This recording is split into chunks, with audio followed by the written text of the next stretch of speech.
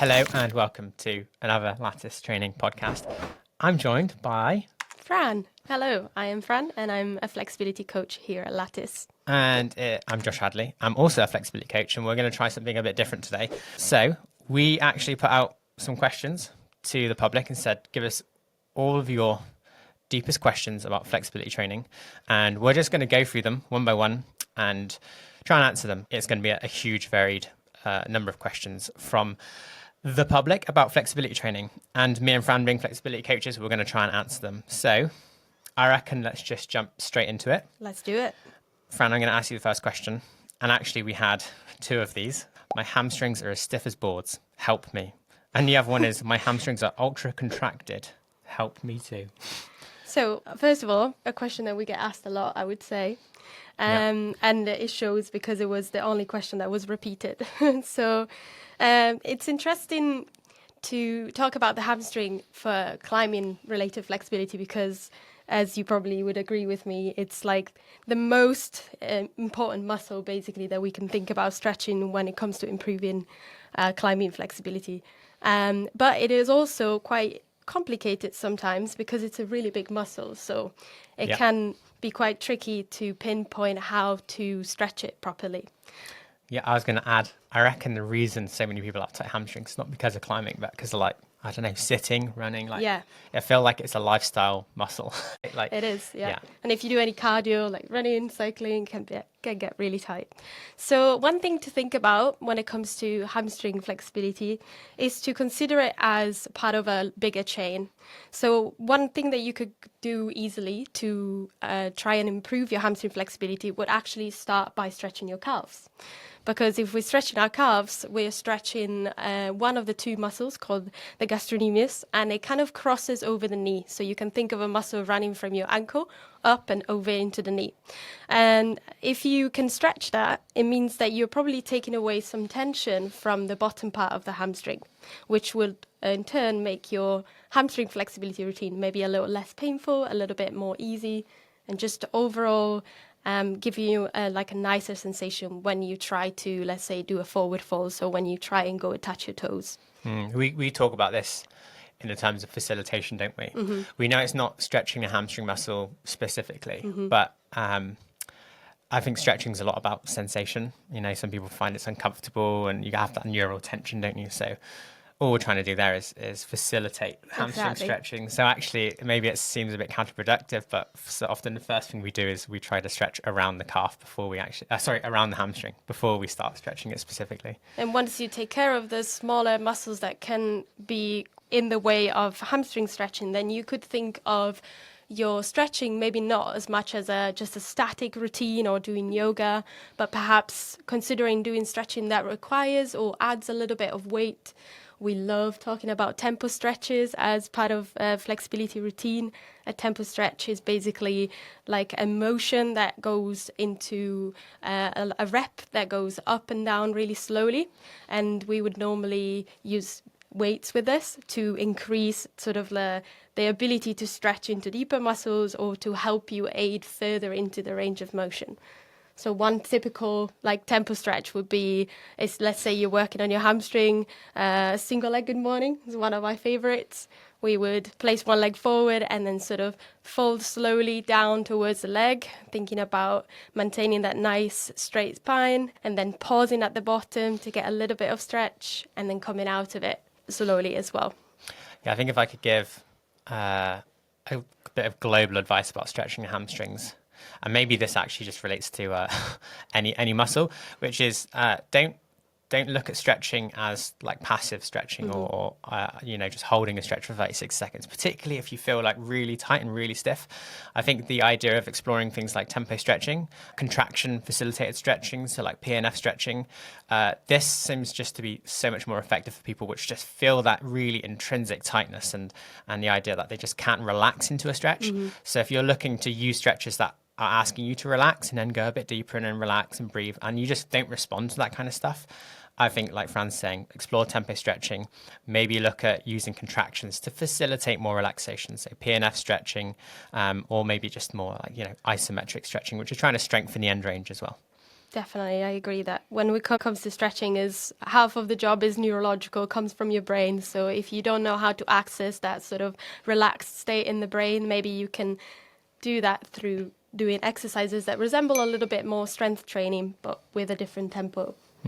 Cool. Nice. Okay, I've got a question for you, Josh. Flexibility training for hypermobile brackets, easily injured climbers. Okay. Yeah. So hypermobility, it's I mean, it can be like a medical diagnosis. So I'm not going to go into giving advice around how to deal with hypermobility because that's not my remit. But it's important to remember that hypermobility is not always a negative thing. So there's going to be different grades of this. And as actually a test for this, you can look at different different levels of hypermobility and see where you score, because it can be in certain parts of the body and not also in others. I think where it becomes kind of debilitating is when you have the joint laxity, which is flexibility in your ligaments. And essentially, when hypermobility is not useful and can cause pain and can be unhelpful to just day-to-day life, is when you're going to have like laxity, or your joints are going to move in what we'd call like not normal ways, and that's not going to be helpful. So we want to make sure primarily that we're actually strengthening around these joints. So I think if someone's saying to me, I want to train flexibility, but I'm hypermobile, I think the route I would generally go down is say, well, before we think about increasing range of motion, the likelihood is you probably already have quite good range of motion. Yeah. It would be strengthening around those joints. And actually, if you feel tension, you feel tight, that subjective feeling of feeling tension in your hamstrings, but also you are hypermobile and maybe you score really highly on that hypermobility test.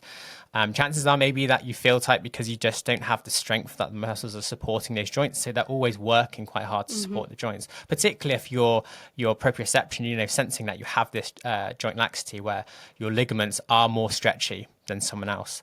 And so actually the one bit of advice I'd give around flexibility training for hypermobility is make sure you're really strong in those ranges of motions. Just approach it with strength training primarily, and then we can look to see maybe there's certain areas which maybe you're not that flexible in, and we could look at flexibility training there. But again, it would be a strength focus for me. I agree. Essentially, we want to try communicate our brain, if you're hypermobile, that you're safe and all the ranges of motion that you already own. So strengthening is probably what I would go for as well. Yeah, in fact, you can train to be hypermobile. Like, Yeah. I think that one of the tests is can you get your palms to the floor in a forward fold? And I never used to be able to do that. I really struggled to touch my toes, but now I can do it, and I score much higher on the hypermobility test just because I trained to be more flexible. Exactly. Nice. Right. Okay. Question for you, Fran. Okay. So some exercises for flexibility at home without dumbbells. Well, good question, first of all. I think that we can get a little bit stuck into thinking that if we don't have weights at home, we can't effectively do any type of stretching that isn't static stretching. But actually, if we're looking at all of the variety of the exercises that we offer in our flexibility plans, we can totally have an effective stretching routine without necessarily using weights. So obviously we talked before about using weights when the hamstring are tight, because the weights can help you push into like a further range of motion that you perhaps wouldn't be able to access otherwise. But there are different ways, like you were mentioning before, like the contracted, relaxed facilitation stretches are really great, because essentially you use your own strength, your own body to create tension within the muscle fibers, and that will ultimately lead you to finding more space to move into. Let's say, for example, in a butterfly pose, so when you sit on the floor with your the sole of the feet touching together and the knees out wide. For a lot of people, it can be quite tricky to access more range. We're just sitting there and waiting for things to happen. I, for one, really struggled with it for a long time, and then I tried to use some PNF. So I basically used my own strength by pressing the hands onto my knees and trying to recruit my knees upwards in kind of a sort of isometric effort. And it completely unlocked my Taylor's pose. And I didn't need to use dumbbells or kettlebells or any kind of weight to do that. I just needed to create strength by using the rest of my body to create a little bit of tension. And it was really useful. So I would say that's great way to find flexibility without weights, and perhaps also dynamic stretching. What do you think? Yeah, I mean, I like dynamic stretching. I think we've said this already in a sense that there's much more than tempo stretching. There's much more than static stretching. The idea of weights is ultimately just assistance to get you deeper into a stretch, like you said, get you a little bit deeper than you would otherwise go. And so you can find that little bit deeper, that little bit further, that intensity in loads of different ways. You said PNF stretching, which is a great example of using your own body, or even sometimes a wall or the floor to create a block, and you push against that block. So it's like a overcoming style of isometric. And this facilitates more relaxation upon relaxing. Actually, it's the tension which goes through the tendon. It creates more tension around the Golgi tendon organ, which is this little kind of receptor which senses tension. And when you have an active contraction through that tendon, it amplifies the sensation of stretch. So upon relaxation, your muscle is going to feel more relaxed than it was before the contraction. So there's loads of different ways we can play around with getting more assistance into the stretch. And yeah, dynamic stretching, there's loads of different options. Fantastic. Okay, moving on. If I am sore from stretching the next day, more light stretching or stop for a bit? Yeah, good question. Stretching can cause DOMS, or delayed onset muscle soreness, particularly if you're doing dynamic stretching, ballistic stretching, tempo stretching, all these things that push you a bit further. And the more we look at like the science of stretching as well, we know that actually that's really important, particularly if you want to develop strength through range. And so you will get sore, most likely, if you're pushing your stretching hard enough. And the frequency of that's really important. And so generally, if you're doing stretching that is going to make you sore, you do not really want to repeat that the second day on. It's not the kind of stretching you're going to do daily. It's not relaxed stretching. But you can do some form of stretching the day after. I think the question there is it useful? So you're sore.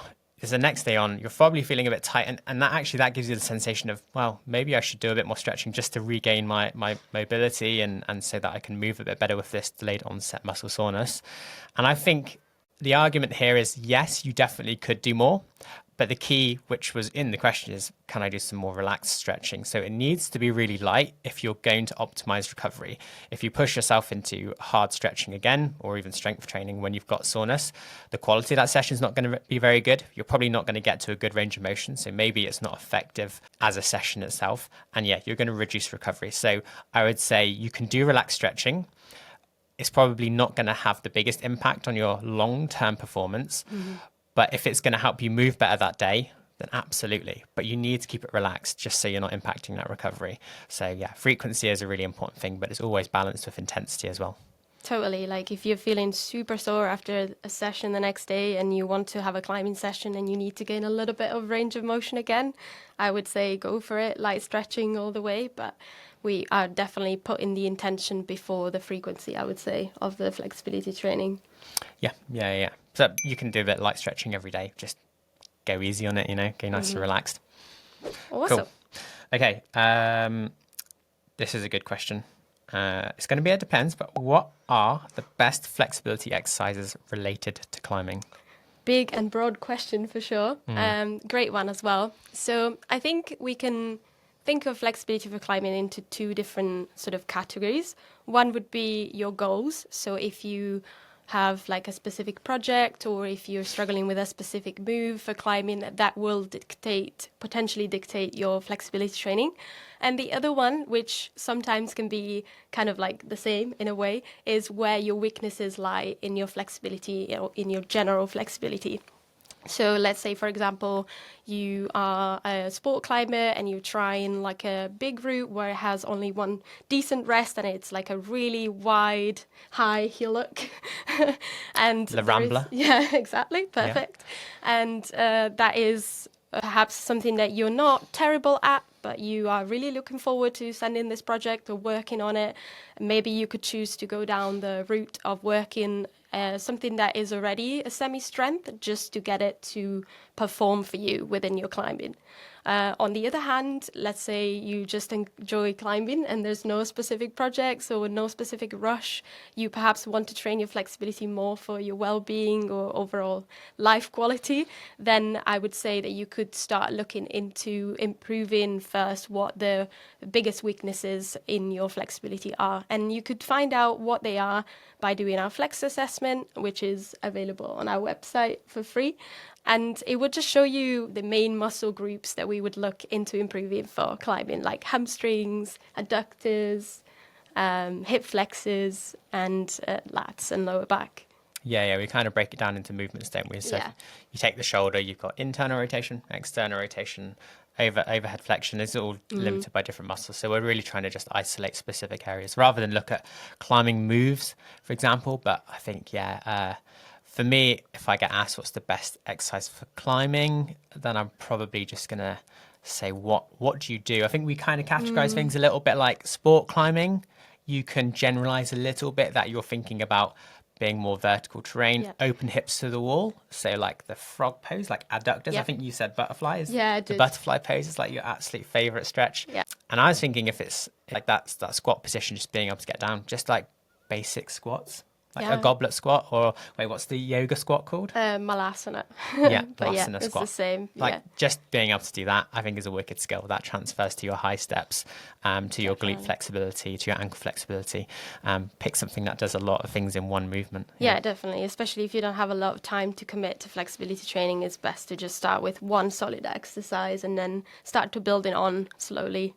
So that you can get maybe a little bit of buy-in before you move into a more complex training as well. But yeah. Oh yeah. Well, I mean, I think my training got more complex, but has also now got way simpler again. Yeah, exactly. Yeah. Same. I started with I'm stretching my hamstring in a static pose, doing tempo stretches and strength development, and then now it's back to static stretching before climbing. Yeah. It changes over time, doesn't it? Okay, moving on.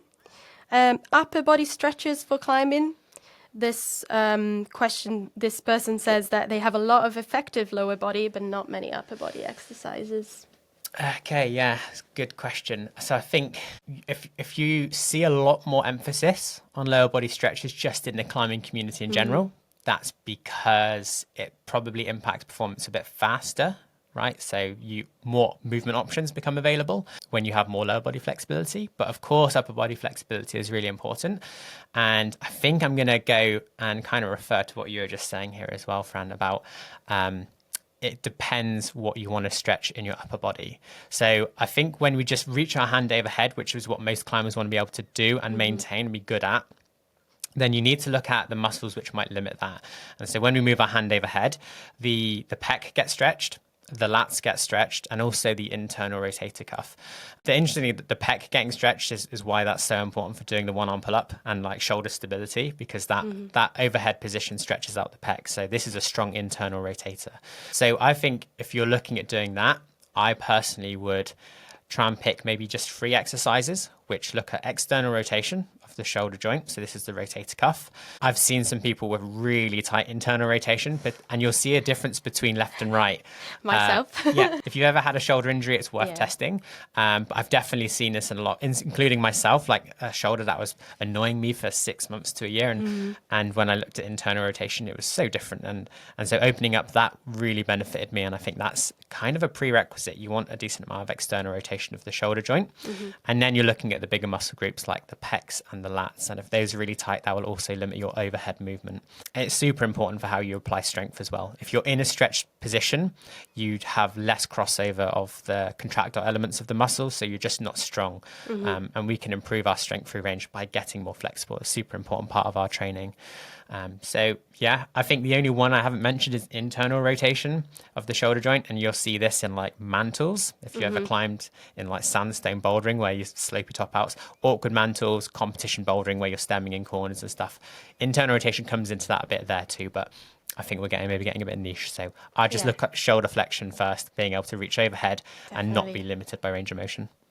Yeah, totally agree there. And I would say that as well, it's important to remember that the shoulders are also a part of the body that is really in demand in climbing. So we want to find the perfect balance between being strong and being flexible, whilst maybe with the legs and the lower body, we can push the range a little bit more without sort of thinking necessarily that we're going to increase the risk of injury, whilst in shoulders can be a little bit trickier. And so we are usually a bit more careful with it.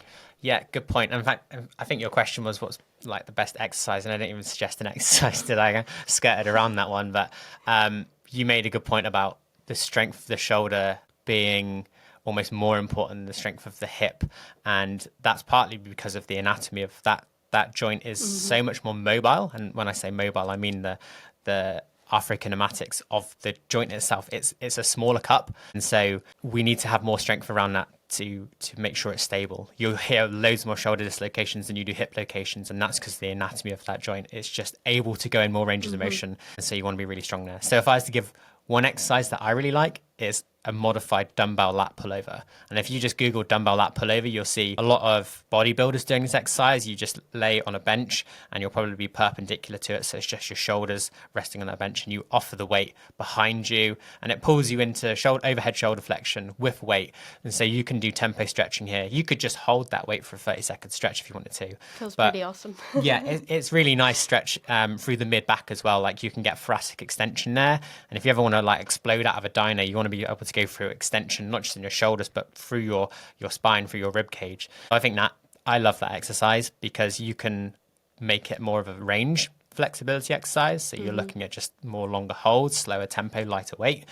But you can also then just go, right, I'm not going to push the range anymore, but I'm going to get really strong in this and start lifting heavier weights through that range of motion. But, you know, be careful with that one. You don't want to go really heavy and maximal range at the same time. Yeah, it would be hard to come back from the full extended position. Yeah, well, you can always let go of the weight and it just drops behind you, and you might get some funny looks in the gym, but like, yeah, it's a good exercise, that one. Definitely. Right, next one. I already kind of touched upon this one, but let's go into this a bit more. How to increase range of motion in your rotator cuff. Okay. So the rotator cuff, we're talking about the shoulder joint, so the one that sits basically where your arm attaches to your torso. And when I think of rotator cuff, as the name suggests, the most important function of a rotator cuff is that it makes your arm rotate relative to your shoulder, relative to your torso. And when we look at the sports demands, we can definitely see that external and internal rotation, as well as flexion, which is touched upon before, so being able to raise your arm overhead, are the things that come up the most. And so when we're looking at external rotation, we're thinking about sort of that baseball like throw where you're bringing your arm behind your hand behind your shoulder. And when we're looking at internal rotation, we can think of like arm wrestling, for example. Yeah. In fact, Google like external rotation baseball picture. The amount of external rotation they have is wild. Like I've never seen any other sport have that much level of external rotation. It goes beyond what you like think it's 90 possible. degrees beyond what you're normally seeing climbers going further past. There's like a specific surgery called Tommy surgery, which is about repairing the ulnar collateral ligament in the elbow, because they go to such extreme range of motion and they're doing it with as much power as they can. So you see a lot of injuries when the movement pattern's a little bit off with that one. But climbers don't need that much external rotation, in my opinion. Yeah, absolutely not. It would almost be counterproductive, maybe. Yeah. But we definitely want to see at least maybe like a 10, 15 degrees of external rotation. If you think of 0 being your hand and your elbow are sitting in 90 degrees to your shoulder, like straight to your shoulder. Yeah, pointing up towards the sky. Yeah, exactly. Because it can be really useful to be able to kind of pull and engage the shoulders in that position. If you think of movements like Gaston's or really critical stuff in which there needs to be as much power from the shoulder as well as from the fingers. And contrary internal rotation is also really important for mantling and Magnus Mitbo style climbing. Yeah, that's a really good example. Yeah. Where he's like kind of gets like a volume by his chest and like presses down on it. Out. Yeah. So I think that if I had to go for two exercises related to external and internal rotation, I would go for maybe like a external rotation contract relax, so banded pull, where you get like a band attached to a solid structure and you just pull your hand forward towards the front of your body and create the sort of that both stretching and extension and strengthening of the rotator cuff. And then maybe if you are lacking in internal rotation, one of my favorite is sleeper stretch. Yeah, the sleeper stretch is a really good one. Name says, kind of get into a sleeping position and then sideways, and then you just work on opening up the range into the internal rotation. Yeah, nice. Okay, cool. So I can't seem to find a motivation to stretch consistently. What could motivate me to stretch more often? We all have been there, haven't we? Yes. I feel like any type of training, there is that kind of like dip in of motivation at some point. And I just want to start by saying that it's completely normal to not always have motivations behind your training. And it's also completely normal to go through cycles of training and not training, in my opinion. But when it comes down to flexibility, especially maybe at the beginning of a flexibility training, it is quite important, as we mentioned before, that we maintain some kind of frequency to it, because the stimulus needs to be quite high for a body to start changing and seeing results in the flexibility. And so there are a few ways that maybe we can make stretching a bit more interesting or a little bit more engaging. So rather than maybe going into a stretching session thinking, oh God, I'm going to have to hold this for 30 seconds and then this 3 times or whatever, you can think perhaps of putting an intention or a focus into your stretching. So you can think of, for example, tracking your stretching by creating a target for yourself. So let's take again a hamstring stretch, since the hamstring seems to be so popular. If we are looking to just do a stretch of the hamstring, you might just think of, okay, I'm going to fold forward 6 times and hold the stretch, whatever. But if we put in a track into it, if we put in an intention, we could think, all right, I'm going to try and aim to touch my toes with the tip of my fingers. And then as you progress, you will notice that maybe even if it hasn't changed much, in the next 3 sets, you will be able to touch your toes with the knuckles, or even between the fingers and the knuckles. And so that can make it a little bit more interesting, exciting, engaging to see smaller changes in the body without necessarily having to do a flex assessment every time you do a flexibility session. And the other one that I really like to think about is, again, the intention in terms of like where your focus is. So it's easy to kind of get lost a little bit in your thoughts, especially if you're doing static stretching. You can sit into, let's take a butterfly pose again, and then just sit there and wait for things to happen. But you could also think of what sensations you're feeling and how you can increase them. Say, like, you can think about contracting your glutes and try and recruit your knees further apart and pushing down into the ground. Or you can think of staying nice and upright with the spine and really find that kind of nice anterior tilt of the pelvis. And so there's little thoughts that can happen whilst you train, I think, can be quite motivating, and also can be quite nice to sort of start to learn. I feel like I know my body a lot better since I started stretching, because I am more in tune with it and I know how it feels moving into certain positions, if that makes sense. Yeah. I think I can hear your yoga background coming through in that answer, because Yeah, definitely. you get a lot of motivation out of awareness and like kind of movement literacy and stuff. Yeah, definitely. But I think it's a good experience. It's like for people who like stretching, also for the I guess more like mental side of it. I think that becoming aware of your body, it can be quite a nice breakthrough experience. What would you say? What is it for you, motivation in stretching? Yeah, okay. So for me, I think I would absolutely agree with the first point you said. That's probably the number one for me, is being able to measure your increases in range of motion. I think the reason a lot of people just give up with stretching, or even would say that is not effective, is because they've often not measured it acutely enough to know if a session is effective, if an exercise is effective. And there's loads of little clever ways you can just measure it. So like you said, if you're just folding towards your feet, can you touch it with your fingers, your knuckles, your fists, your palms? And if you can't touch the floor, put a yoga block on the floor. Can you touch that yoga block with your finger, fist, knuckles, palms? You have all these little touch points. And like if you're doing a tempo exercise, can you get that dumbbell to hit a target? And then can you make the target smaller and smaller and smaller? And I've the past like 3-4 years, pretty much most of my stretching has always had some measurability in it, so that I know if I'm doing well that session, if the session is getting better over weeks and months. And so I just know if my training is working, and I also am confident that I'm not doing training which just feels pointless to me. I don't think anyone's motivated by training which feels pointless, right? Yeah. So know if it's working. And if it isn't working, you're probably right to get a bit demotivated with it and just feel like it's not worth doing. But then we would always argue there's something else to do, something else to try, because there's lots of options. So many options. Yeah, I think that's maybe like the final point, is that if you have lost motivation, maybe it could also just be time to switch it up. Maybe you've had the same routine for a whole year and you've lost motivation. It can be quite normal to lose motivation when you keep the same exercises for a long time. So looking into new ways of stretching could be motivating itself. Yeah, I might add one more point and say that sometimes there is a school of thought that motivation is not a good thing to use for your training. And I don't know if I fully agree with this, because I think enjoyment is really important. But sometimes you have to push through dips in motivation, particularly if you're really committed to a goal. And so what I would say there is another thing that I always try to employ when I'm working with clients is there is some training that you'll do which is not motivating and it's not fun to do. But I would always try and build habits around that so that it becomes something you just do and you don't need to be motivated for. You know, you're not motivated to brush your teeth in the evening necessarily, but you know it's a long-term thing that's good for you, so you do it anyways. It's not like, oh, I'm psyched to go brush my teeth tonight.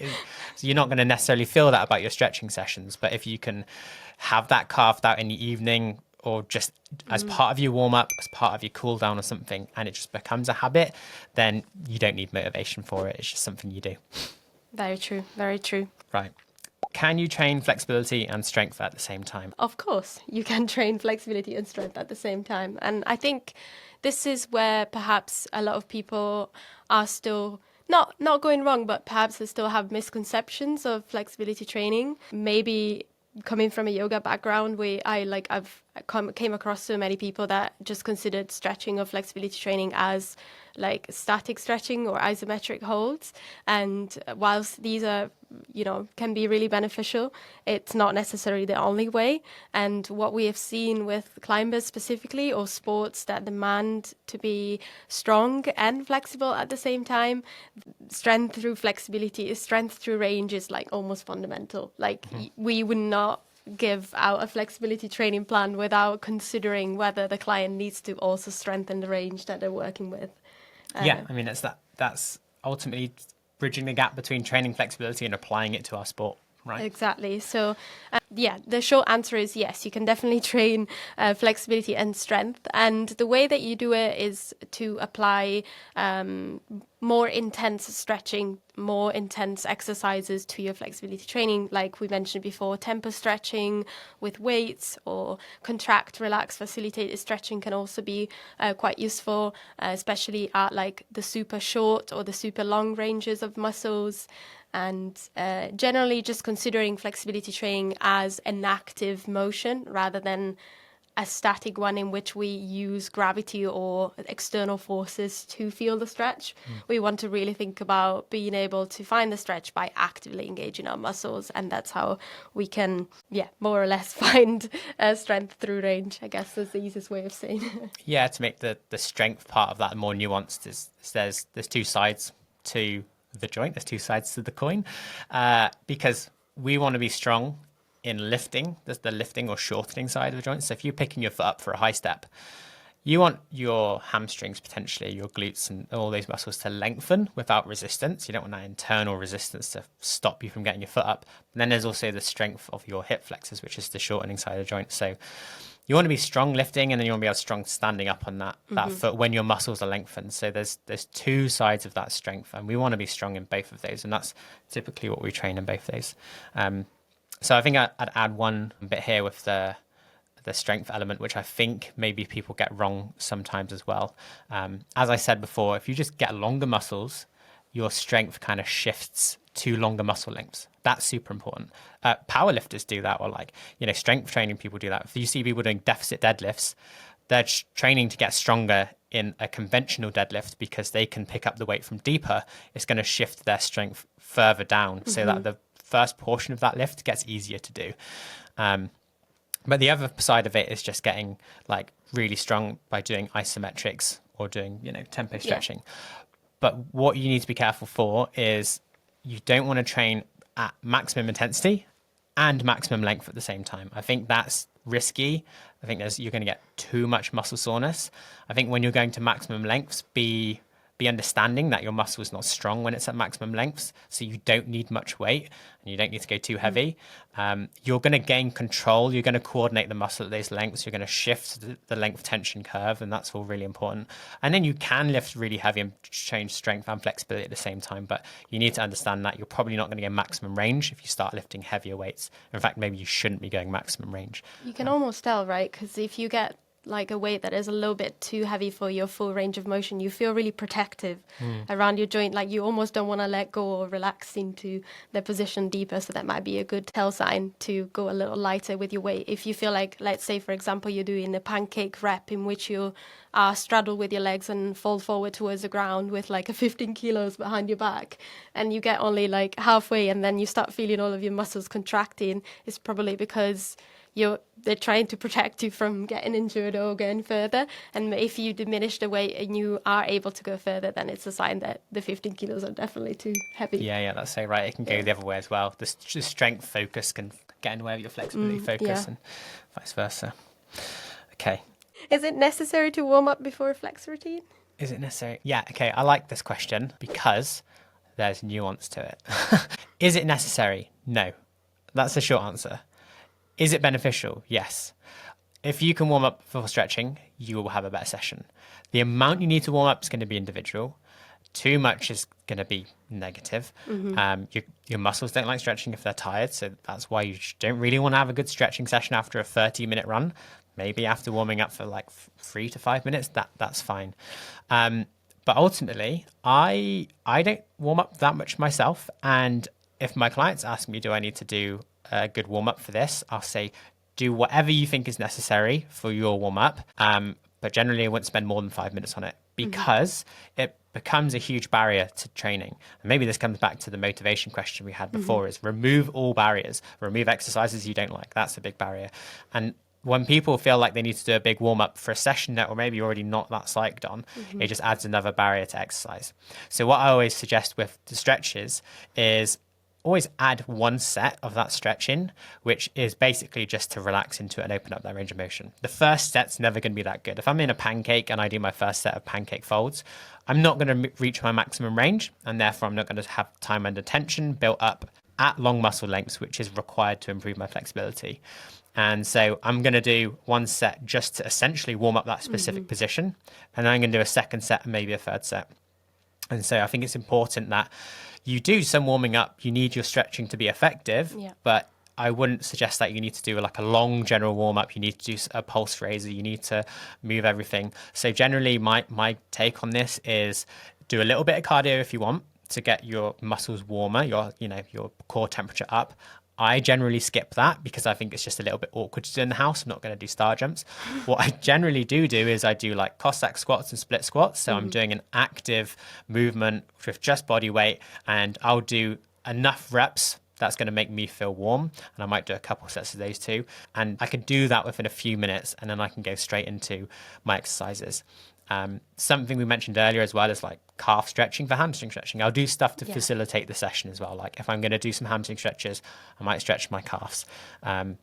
Basic things like that. But I actually think it's very personal, isn't it? It is very personal. But being really strict on the warm up, I think just is going to get in the way for a lot of people. So yes, it makes it better if you can be really good with your warm up. But ultimately, you're still going to have good. I've had good sessions. I know I shouldn't just rely on my own anecdotal evidence here, but I've seen lots of clients make really good progress with my kind of approach to doing a really minimal warm up with just squatting, maybe some leg swings, and that's about it really. Yeah, I come from a bit of a dancing background, and like I'm a bit of a sucker for dynamic stretching before doing a session, but I use that more as a pulse raiser than anything else. So I'll do some front kicks, side kicks, and that usually does it. Yeah. Minimal warm up. Right, one more question. This together. We could do this. How to translate flexibility onto the wall mobility. So I guess how to bring move your better. Flexibility training into your application, into your climbing. Yeah. Okay, so personally, let's go personally. Let's answer this from a perspective. I like to kind of warm up with some kind of flexibility routine, maybe like a short one. And then when I start climbing, I usually start climbing with really easy climbs that just get like my body warm, my fingers warm. And at the same time, I really love, maybe this is a little bit weird, but I really love like doing the down climb by pushing like my high step more and more. So I do Lowering like a into reverse high step, and it has been like really useful to then feel ready to do an actual high step into the wall. So let's say like I'm climbing a white or at the depot, or like an easy one, a V basics, and I'll just like, instead of jumping down, I'll use the opportunity of down climbing to explore ranges of motion in like an eccentric motion, which should feel a little easier. And I'll just slowly move, maybe get into like a little bit of a frog, or like drop the knee as I move down, just to explore how my body feels that day, and it does usually do the job. I do the same with Yeah. heel hooks as well. Nice. You know, like put your heel by your hand, but then like lower into it, Oh, so you yeah, can yeah, like yeah. stretch through the hamstrings and stuff. Yeah, I think that's a good tactic for warming up the flexibility. Yeah, I think one thing that I've noticed with quite a few clients is that it kind of naturally happens as well, like the application on the wall. Let's say you've been stiff your whole life and then finally you gain a little bit of range of motion. Perhaps it's not the first like instinct to think that you can actually place like a higher heel or a wider foot or whatever it is that you're trying to do. But then maybe one day you'll think, I'll give that a go, and then it'll start clicking together, and you will then naturally slowly start to apply new movements to your climbing. It might just take a little bit of like integrating, thinking about it. Yeah, there's a coach in America called Jesse Firestone, and he had a really good point that he said, like, when you start training flexibility, change your mindset to say you are a flexible climber. If your mindset is I'm a flexible climber, you look for those options. I think me and you do that intuitively now. We're like, well, that's the typical like beta for this boulder. Yeah, I know. But I'm going to try and find something that just looks absolutely whack, but makes it like, you know, I can cheat my way through it. Absolutely. Like I kind of take that approach into a lot of stuff these days, just because I have more flexible than the average person that tries that boulder. So I go in with this mindset that I'm a flexible climber. I'm going to look for those options. And I think that's really important for the sort of like tactics and mindfulness approach to climbing and applying it as well. Okay, so my take on how to translate flexibility into on the wall. If you've watched any of my YouTube videos, you know I always bang on about stretching in a warm-up, and it's so controversial for some people, because I think there's this big history of worrying that it's going to reduce your force, and I've tried to make the point that the research is just it's so skewed. unpractical. Like it was like 5 minutes of maximum intensity stretching with like 5-second rests in between each minute, and then straight into like a maximum voluntary contraction. They showed it reduced force, and that just doesn't happen in practice. So anyways, tangent. God, I'm just so bad on that point, aren't I? Like, But we I all can't let love it go. you here. So the reason I think flexibility is in your warm-up is so important for translating it is because if you've ever stretched, you'll know that immediately after your stretching session, you feel nice and bendy, you feel flexy. And when you wake up the next day, you're like, oh, that's all gone away. And you got to start again. And that is kind of what we do with flexibility training. It feels like 2 steps forwards, 1 step back, but ultimately you're moving forwards. So flexibility training is very transient. It's like you need to warm up your range of motion, just like you would warm up your pulling muscles in your fingers before climbing. And so if you want to get on the wall and practice using your flexibility to its maximum, and ultimately also strengthening that range, because you're being mobile, you're training your mobility, right? You're pulling on that heel hook, you're standing up on that high step in a new range of motion because you maximized it in your warm-up. That's how you're going to see the best transfer, in my opinion, into your climbing. So I always stretch my warm-up. It's not as intense or as long as my main flexibility training, but I'm definitely trying to make sure I've got like 80-90% of my flexibility I can. I'm not going to push it as hard as I would in my other sessions, and then I'm going to be really mindful about using it on the wall. You know, that quote from Jesse, which was like, pretend, or like just change your mindset that you are now a flexible climber, that applies to it. And then just look for those options. Just be like, what can I do which uses my flexibility to its maximum? Sometimes it works, sometimes it doesn't, but that's the whole point of like learning from mistakes. So I find it also really fun to just try different things, trying to break the beta, or like, it's just fantastic to be able to know that your body can potentially one day get to do some cool stuff, some cool moves. Yeah, for sure. So I don't think I'd necessarily have any like specific flexibility drills other than going in and repeating boulders and looking for options that you can use your flexibility to its maximum. For me, it's like it is a mindset and a tactics kind of thing that you're going to take that intention into your climbing sessions. And maybe that's not in your projecting, but maybe that's in the first 20, 30 minutes of your session. You're trying to apply it as much as you possibly can, and using those things that you said about warming up, seeing like where can you get your foot, can you get your heel by your head, and actually like lower into it, and like maybe that will work on some climbs for you. I think outside of the specific session stuff, I think something I've seen with other people that maybe have trained flexibility and are quite flexible, but don't have the strength there, look for the strength on both sides of those joints. You might be flexible, but you can't lift your foot that high. So this is what most people will term mobility, is train the shortening side of the joint to increase your mobility. So now you can actually lift your foot to those footholds. And then sometimes people are so bendy and flexible that they have no resistance, that they can lift their foot really high. And so maybe the idea of mobility is not that's important, but the strength through range is really important. So yeah, you got your heel on that foot, but you look like you were barely pulling on it, and they were like, oh, I just don't think I got the flexibility. But what they mean is they've not got the strength to use that range of motion. So then make sure you're getting strong in that range of motion. That's how you apply it to your climbing. Ultimately, the getting more flexible off the wall is, in a way, it's training to train. Like that's the prerequisite.